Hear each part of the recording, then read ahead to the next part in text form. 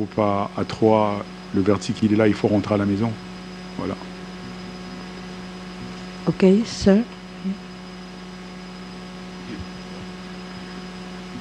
Coach Cyril Noiseki de la télévision camerounaise. Alors coach, vous avez joué contre le Niger, vous avez joué contre le Cameroun. S'il fallait reprendre cette rencontre, je dirais, dans 2 jours, quel adversaire choisirez-vous? Le Cameroun ou le Niger, et pourquoi?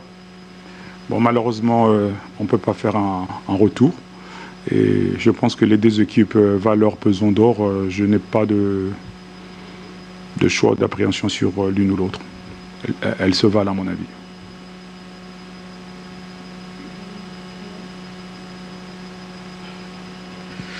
Coach, bonsoir. Concrètement, qu'est-ce qui vous a manqué, étant donné que vous aviez le match en main?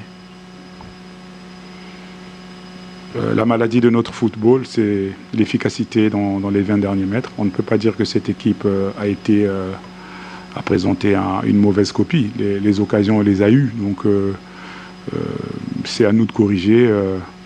C'est avec regret qu'on doit malheureusement rentrer à la maison.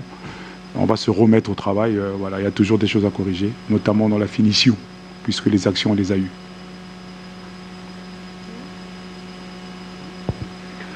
Bonsoir coach, Damana Abdoulaye, journaliste indépendant Niger.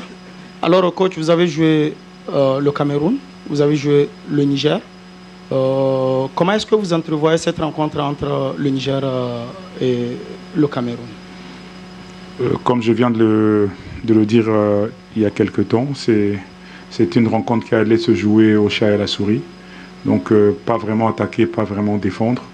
Le Niger avait besoin d'un match nul aujourd'hui pour espérer attaquer le match contre le Cameroun avec beaucoup de velléité. Nous aussi, on venait avec l'idée de ne pas encaisser, mais marquer pour espérer une victoire du Niger contre le Cameroun est passée. Mais bon, on savait qu'on n'avait plus notre destin en main.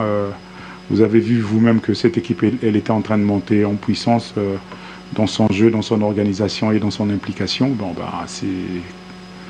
je le dirai jamais assez, c'est la loi du football, on a perdu. On est éliminé.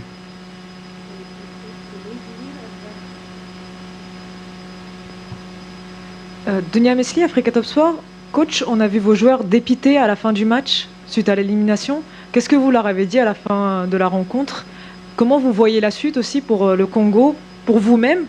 Et trouvez-vous injuste que vous soyez dans un groupe à 3, justement?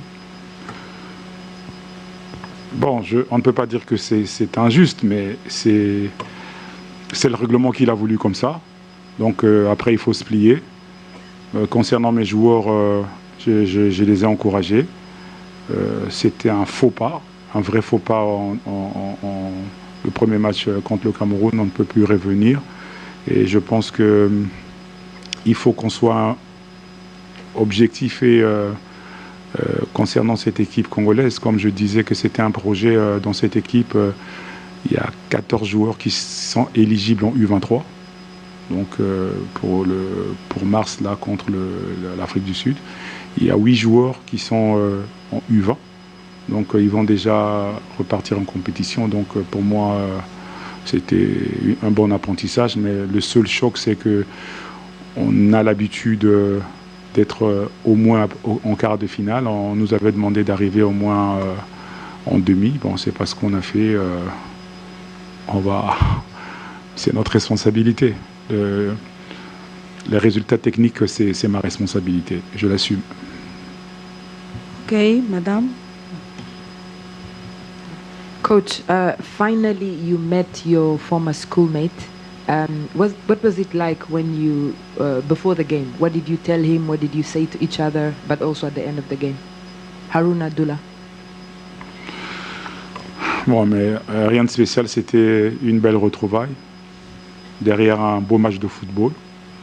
Même si on est éliminé, je garderai toujours mon amitié pour Doula. Ça ne changera pas. Thank you, coach. Merci. Thank you so much. Thank you.